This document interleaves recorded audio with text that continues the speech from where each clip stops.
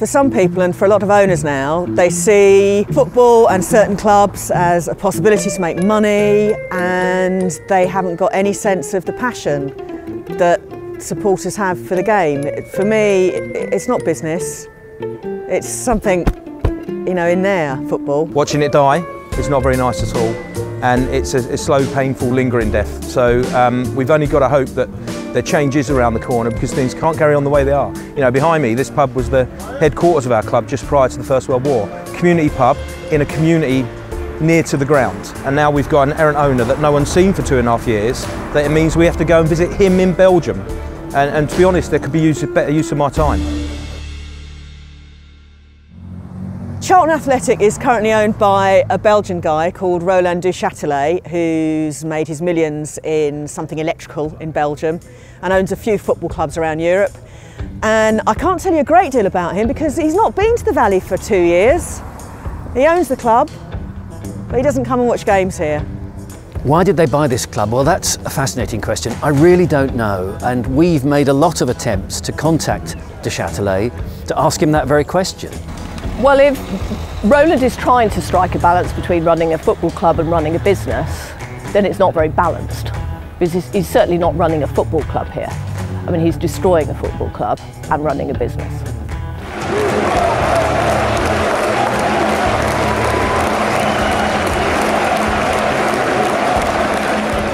We're handing out 1,700 black taxis, and we've also got 1,000 the black and white footballs. We've got keeping a section of the footballs for the away fans, but then we're splitting up the rest of the footballs in the taxis to go for the home fans. But the message to get out is don't keep the taxis. We've only got 1,700 of them, so the more that are kept, obviously the more that don't go on the pitch, and it's more of a waste of money. But we are going to be releasing, just after Christmas, a little selection pack. There's a little selection pack. So you'll be able to have a little souvenir or a pin. The reality is nowadays in football that people come into clubs because they've got an interest in the finances, they're speculative.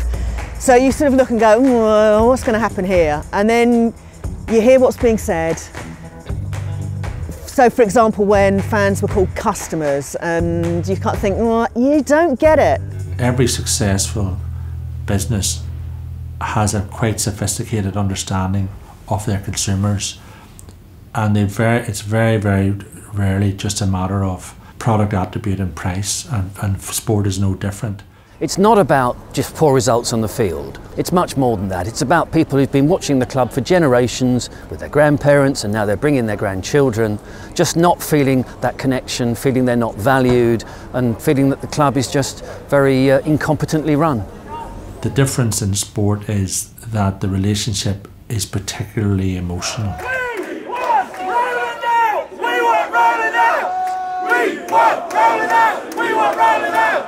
What fans want above all else is sport and success, but what they also want is a financially sustainable club that is well managed, and where they feel that the club is being mismanaged in economic terms, they demand a change of owner.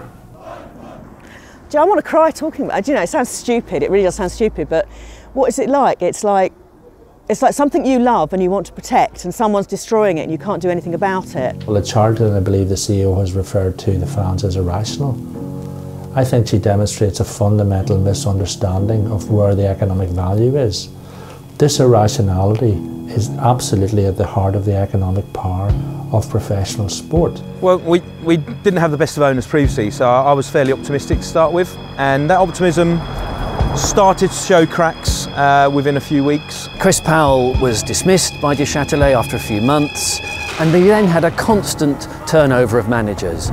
In no particular order, because you forget Jose Riga, who was replaced by Bob Peters, who was replaced by Guy Luzon, who was replaced by Carol Freire, who was replaced by the return of Jose Riga, who was then replaced by Russell Slade, who's been replaced by Carl Robinson. So 9 managers, I think, in 3 years in total. Just nonsense. Towards the middle of last season, where I thought, I've got to do something now. We keep changing managers, things are going horribly wrong. I need to stand up and say, this is my club, this is my club, this is our club. It was probably the middle part of last year, the final straw, when we had Carol Freire appointed. The guy from the Belgian 3rd Division, with no experience of managing a club with any success, and certainly not in this country. And I realised something's wrong here, something's got to change. This is not your club. You've got it for a temporary few years. You should come in trying to leave it in a better condition than the condition you found it in, and you're not doing that. And so, yeah, I just thought I've got to do something. So I find myself lining up with a bunch of blokes and a bunch of cabs, and goodness knows what happens on protest days, and taking some action. There's a toilet on board. That's not a place to kind of hang out, by the way. It'll be halfway along down the stairs. Open the door. If you see traffic rushing past you, that's the wrong door. Shut that door. The coach has got graffiti repellent paint on the side, so we don't have to worry about Crystal Palace fans or anything. So initially, before any of the protest groups, it was just supporters getting together and expressing concerns, and through the black and white campaign, which links back to the colours we won the cup in, CARD was formed, which is the coalition against Roland Duchâtelet, and then since then we've had more kind of reactionary groups that have had their role to play. The Belgian 20 that feel that the only way this could be won would be fought in Belgium at Duchâtelet's back door. Let's go out there, protest peacefully, show them what we're made of, okay, and irritate Roland as much as we can. Okay, and let's get the bastard out of our club. Stick around. Yeah, come on. You can start the next song. Go on, shout with us. We want everybody, come on. So yeah, a lot of groups working together really, and there are still some supporters that aren't fully behind the protests. But even those now are not equally behind Duchâtelet. They just want a quiet life.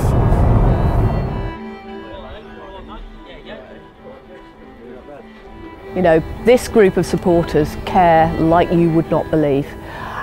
We've felt we're not alone. I think other supporters from around the country now are, you know, part of this movement. It's almost feeling like a movement.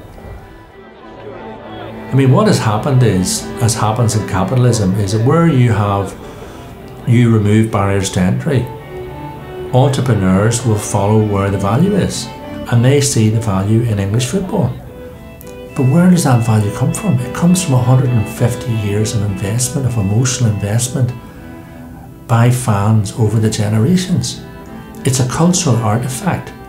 Owning a football club is a bit like owning a listed building. You have to look after it for future generations. You have to make sure its structure is there for everybody that's going to come and get involved with it and admire it. That is not even part of the fit and proper persons test.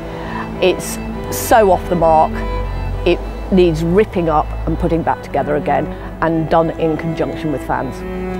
All the people arriving here this afternoon come together for a couple of hours, and it's not just an individual thing. They're with family, extended family, other people, and it's something bigger than just them as an individual. And therefore the club does need to be rooted in the community, and people really to feel an affinity to it. I think a lot of people look at the Charlton fans, and we've got a lot of PR and a lot of publicity around the protest, which is great, but there's no success until the owners go. So to that extent, it's an ongoing struggle, because each time you think this is great and look, everyone's taking attention, but he's still there. There is no doubt that the protesting has brought a unity amongst the fan base. You know, we've acted as a group, we've realised what we have in common much more often than any differences that we might have, and so on. And it was always there, but it's now very clear, I think, to anybody that wants to buy this football club, that if you're going to buy this football club, you know, you could be picking the right fans here. You could be picking fans that work body and soul for their club. I've learned that this isn't just purely about Charlton. This is a problem that's across football, and one that's only going to increase, I think, as years go on. And you know, I think I've also learned that football supporters care so much, regardless of what team they support, they care so much about the game that they are going to fight for what they think is right. But it's not going to go away with Charlton getting new owners. It's a bigger problem than that.